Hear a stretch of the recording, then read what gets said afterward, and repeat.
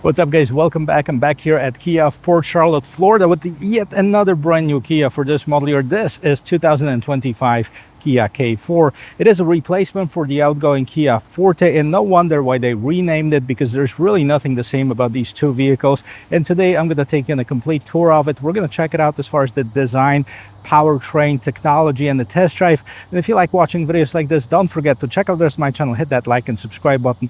And now let's get back to this.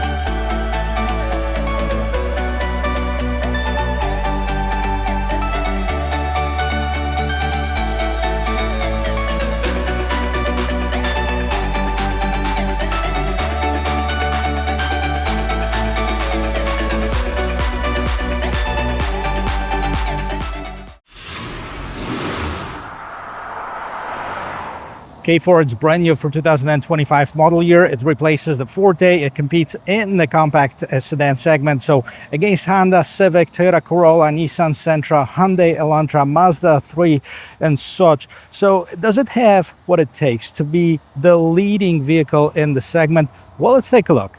And as far as the styling, we have a very contemporary and unique styling. Definitely is going to stand out in the crown. It's more sporty and elegant finish. As far as the headlamps, we have the LED reflector lights and the daytime running lights. Those are all LEDs.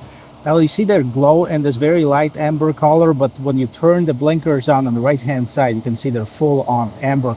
If you like the color of this particular one, it's called the Morning Haze, kind of the seafoam green color, and it has some matte black at the very bottom and some chrome in the middle and between the bumper and the hood. On top of the hood, we have the Kia logo, and let's pop it open. Let's see what powers up this thing. Underneath the hood of this brand new K4, you'll find a 2-liter naturally aspirated 4-cylinder engine with 147 horsepower, 132 pound-feet of torque. Made it to an intelligent variable automatic transmission. Gas mileage 29 in the city, 32 is the combined number, 39 on the expressway. And I'm actually quite surprised that Kia did not use the hood struts on this one, even though they use it on some of their less expensive models like the Soul. Underneath the hood, you'll find some sound insulation, and I'm really excited to take it for a spin at the end of this video. And let's go around the corner, take a look at the styling of this brand new K4, which is completely different than the Forte. It has more of a fastback vibes, kind of a Kia Stinger, even though the back hatch doesn't open completely. It just has the regular trunk. As far as the length of this vehicle is 185 inches, 72.8 is the width of it, so quite large, probably the largest in the segment. This is the EX model. They have the LX, LXS, EX, and then we're going with like the GT line versions. And let's take a look and see what's going on as far as the wheel and tires on this vehicle. 17-inch wheels, two color. We have some shiny black, some polished aluminum. We have the Kumo tires on it. 225 by 45 is the tire size. We have the wheel arches in matte black, and that trim continues at the bottom of this vehicle.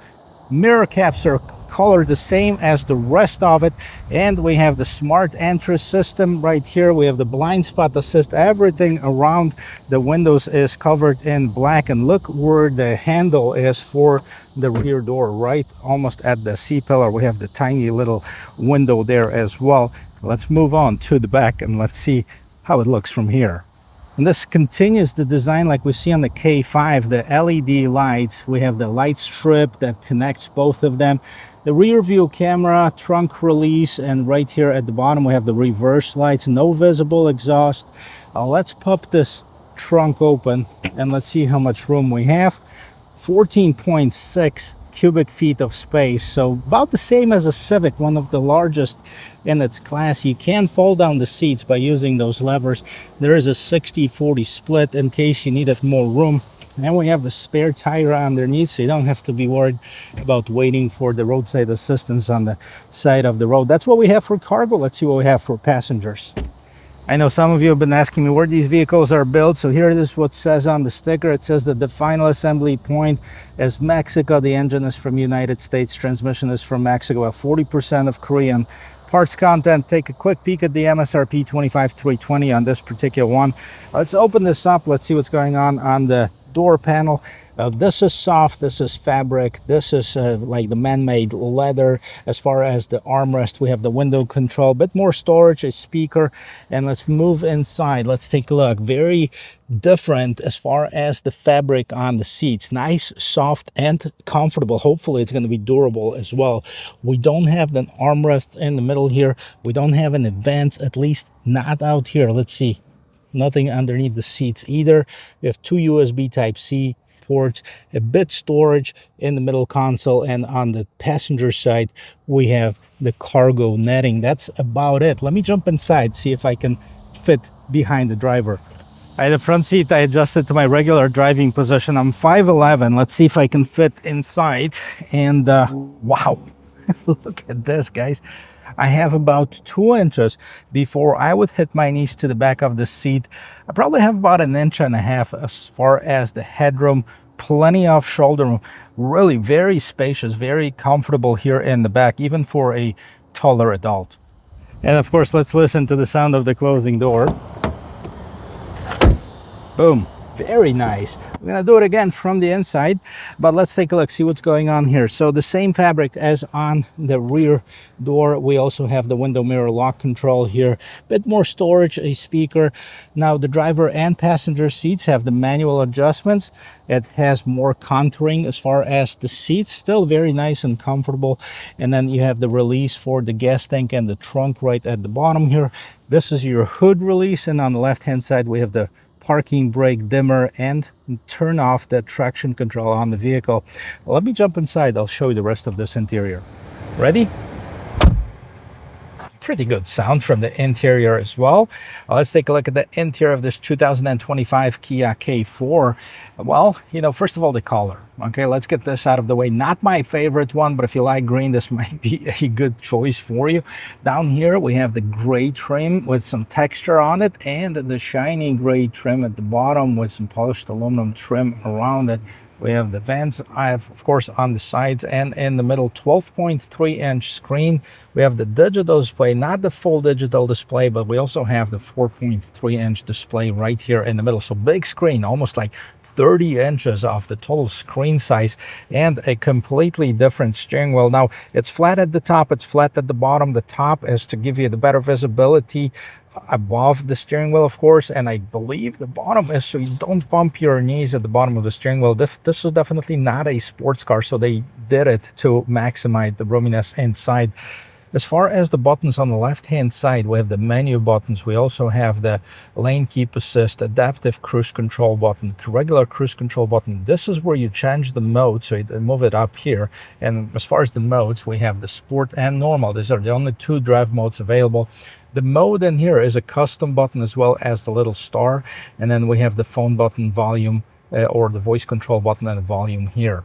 Now in the back you have the stocks, the regular stocks for the lights and the turn signals. On the other side we have the window wipers. Now as far as the display here, let's see what's going on. Right in the middle you can see the tire pressure, you can see the lane keep assist, and that's pretty much it. Let's move up, so your trip computer, and that's about it. That's what you can see in the middle here. So not much customization on this model. Now the higher trim level is going to have the fully digital instrument cluster as well. Now in here on the right hand side we'll have the tachometer, speedometer on the left hand side. We also have the fuel gauge, 87 degrees outside. And by the way, I apologize if it was really noisy outside. We had the Hurricane Helene run through here. It really didn't hit us, but there's some remnants of it right now. This 4.3-inch screen in the middle, this is your basically climate control. As you can see, we have the dual zone climate control that you can adjust the settings for. You can have shortcuts as far as the front window defogger, rear window defroster, fan speeds. Okay, you hit this up and then we can adjust the temperature, okay, going up and down. Now 12.3-inch infotainment system. As you can see, I have Android Auto that's connected right now. It's connected wirelessly, so it has the wireless Android Auto, Apple CarPlay. And the reason I did it because this one doesn't have a built-in navigation, which a lot of Kia models had for the time being. So let's go back to the main Kia screen and see what we have. So as far as your radio, we have the sources FM, AM, and Sirius XM. And then we go back to home screen, phone, Android Auto, valet mode, vehicle diagnostics, service maintenance, notifications, online, manual, and setup. And let's see if we can change the screen layout. I believe this is for the gauge style. I'm gonna do the circle one. Yeah, I think I prefer this versus the digital one. Yeah, let me know what you think. And we of course have the link to drive mode. So depending whether in a sport or normal mode, we also have the style A, B, or C. And I'm gonna leave it at link to drive mode. Let's go back.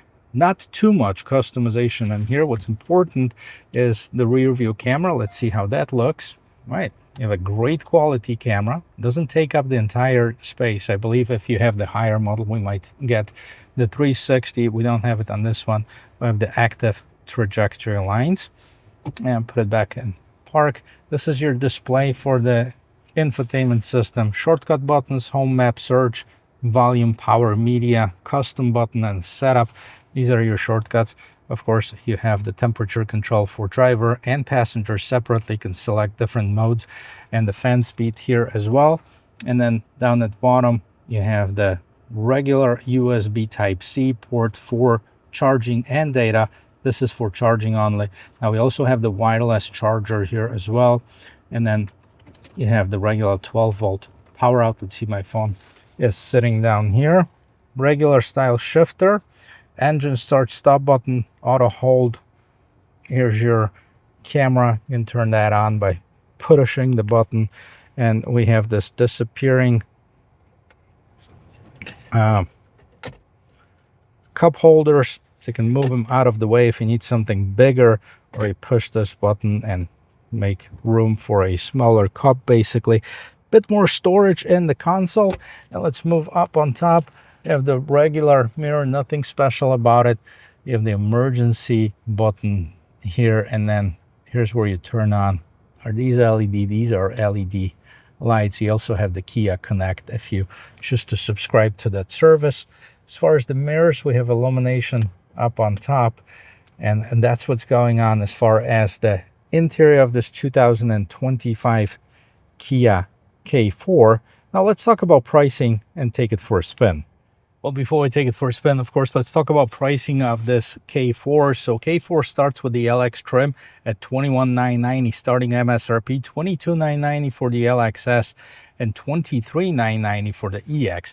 Right now, these are the only trim levels that are listed on the Kia's website. There's also a GT line that's coming soon. And Kia just confirmed that they're going to have a hatchback here in the United States, but that's probably not for another year or so. So we're going to keep our eyes on that. But these are the MSRPs. This particular one, as you've seen with the destination and everything, just about $25,000. So very competitive as far as the pricing and the amount of features that you get on this K4. Let's take it for a spin and see how that handles. Of course, starting off in this lot right here, we have plenty of space. We can make some donuts. Actually, just a turning radius check. Of course, we're not going to burn rubber or anything like this with this 147 horsepower engine. But let's stop right here, turn the wheel all the way to the left, and let's make a circle here. Yeah, perfect for that city driving. And we're going to check out a bit of a suspension. Right, it's got some body lean. Not horrible, though. There you go. And I like that the seats are fairly supportive. And let's stop right here. We do off-the-line acceleration.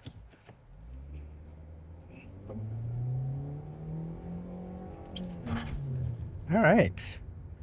Get it up to about 35. That's about what we can do in this empty parking lot. But I want to merge in traffic on this main road. This one has 55 miles per hour limit. So we're going to be able to see how that goes to about 50 miles. So merging in traffic, that's the important aspect of having a vehicle like this. As you can hear, there's quite a bit of noise coming into the cabin. So not a very quiet one, but we got it going. We're cruising at about 52 miles per hour right now. Once it gets going, it definitely gets a lot quieter. Not much noise coming into the cabin, although I could hear some of that tire hum as well. I think these are just the regular windows. They're not noise canceling or anything like this, but nothing that a good stereo won't be able to fix. So overall good visibility, nice and comfortable ride, great technology, good price point. What do you think, guys? Can this be the next best compact sedan in its class, or would you still go for Honda Civic, Toyota Corolla, maybe Mazda 3 or Nissan? Let me know your thoughts. I really like to read your comments and see what your thoughts are. I'm going to try to bring the LX or LXS on the channel to see what you can get in the lesser trim, and I'm also waiting, of course, for the one with the more powerful engine to see of how that handles as well and what it offers in terms of upgraded technology. That's going to be a really interesting one.